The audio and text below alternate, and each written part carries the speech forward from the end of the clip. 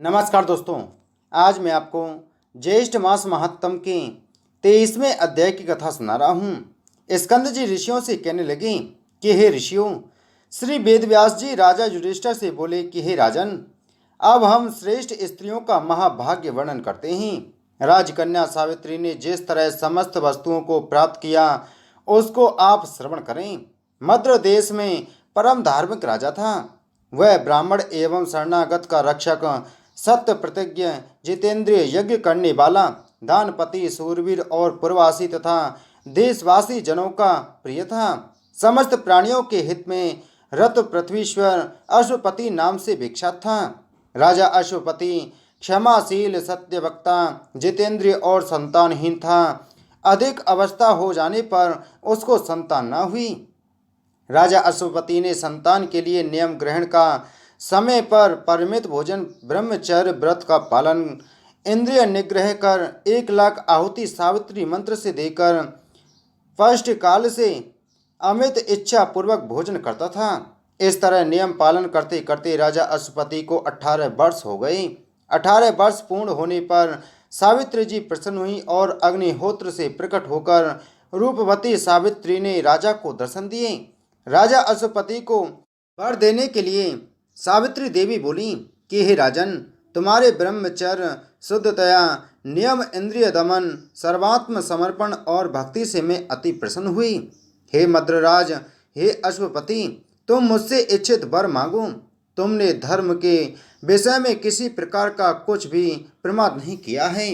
राजा अश्वपति बोले कि हे देवी, मैंने धर्म प्राप्ति की इच्छा से संतान के लिए ही सब कुछ किया है। आप मुझे कुल को पवित्र करने वाले बहुत से पुत्र देवें। हे देवी, यदि आप मुझ पर प्रसन्न हैं तो मैं आपसे ही कामना चाहता हूँ।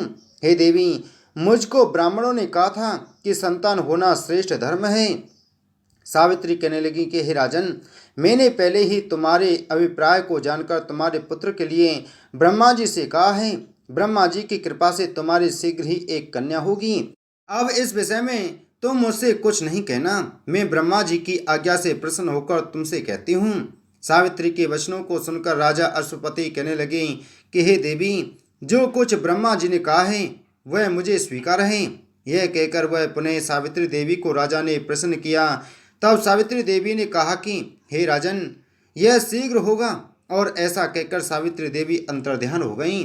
राजा अश्वपति पुनः अपने घर वापस आया और राजा राज सिंहासन पर बैठकर प्रसन्न पूर्वक मन से धर्म पूर्वक अपनी प्रजा का पालन करने लगा। कुछ समय बीतने पर व्रत में तत्पर राजा अश्वपति की धर्मचारिणी गर्भवती हुई और उसका गर्भ आकाश में शुक्ल पक्ष के चंद्रमा की तरह बढ़ने लगा। प्रसव काल आने पर उस रानी के गर्भ से एक कमल लोचना कन्या उत्पन्न हुई। राजा अश्वपति ने उस कन्या का जात कर्म आदि सब संस्कार कराया, जो श्री सावित्री देवी की कृपा से उनकी 1,00,000 आहुति देने से उत्पन्न हुई थी। इसलिए ब्राह्मणों ने उसका नाम राजा अश्वपति की सम्मति से सावित्री रखा। वह राजकन्या शरीरधारी लक्ष्मी के समान बढ़ने लगी और समय पाकर जब वह कन्या युवती हुई तब उस सुमध्यमा सुश्रेणी को स्वर्ण प्रतिमा के समान देखकर लोगों ने यह निश्चय किया कि राजा को यह देव कन्या मिली है। उस कमल पत्र के समान नेत्र वाली कन्या के स्वतेज से जलती हुई अग्नि के समान तेजस्वी देखकर उसके तेज से बाधित होकर किसी ने उसे नहीं भरा। तदंतर कन्या ने उपवास कर सिर से स्नान किया और देवता के समीप जाकर विधि पूर्वक अग्नि में आहुति दी, ब्राह्मणों से प्रवचन कराया और प्रसन्नचित उन महात्मा ब्राह्मणों का पूजन किया। उसके पश्चात लक्ष्मी के समान रूपवती वह राजकन्या पिता के पास गई और पिता के चरणों में अभिवादन कर शेष सब समाचार कहा। वह वररोहा राजकन्या हाथ जोड़कर राजा के पास खड़ी हो गई। देवरूपिणी अपनी उस कन्या को राजा युवावस्था में देखकर जिस कन्या को कोई भी न भरता हो, ऐसी अवस्था विचार कर राजा अश्वपति अति दुखित होकर अपनी कन्या से बोला कि हे पुत्री, यह तुम्हारे दान का समय है, परंतु तुमको कोई नहीं मांगता। इसलिए तुम स्वयं अपने गुणों के समान पति की खोज करो और यदि कोई प्रसिद्ध पुरुष हो तो मुझसे कहो फिर विचार कर हम तुम्हारा कन्यादान कर देंगे। तुम जैसा पति चाहती हो वैसा करो। ब्राह्मणों से पढ़ा जाता हुआ वैसा वर धर्म शास्त्रों में सुना हो। हे कल्याणी, मेरे वचनों को सुनकर वैसा ही तुम करो। समय पर विवाह न करने पर कन्या पिता से कहे कि मेरा विवाह कर दीजिए, और पति से कुछ कहना हो तो नम्रता पूर्वक कहो, तथा पति के न रहने पर और माता से आरक्षित होने पर पुत्र से कहें। यह सब बात समझकर तुम पति की खोज करो, जिससे हम देवताओं की निगाह में निंदित ना हो जाएं। स्कंद जी कहने लगे कि हे ऋषियों, इस प्रकार राजा अश्वपति ने अपनी कन्या और राजमंत्रियों से प्रिय वचन कहे। राज्य मंत्रियों को कन्या के साथ जाने की आज्ञा दी।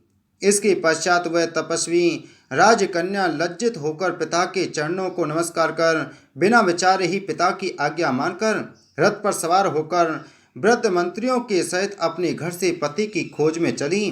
वह कन्या राज ऋषियों के तपोवन में गई। वहां पर वयोवृद्ध माननीय लोगों के चरणों में प्रणाम कर क्रम से समस्त तीर्थों में गई, और वन के समस्त तीर्थों में जाकर ऋषियों का आशीर्वाद लेने लगी। और जो ब्राह्मणों का श्रेष्ठ तपोवन था उसको त्याग कर अनेक देशों में गई। इति श्री ज्येष्ठ मास महात्म 23वां अध्याय संपूर्ण। बोलो विष्णु भगवान की जय।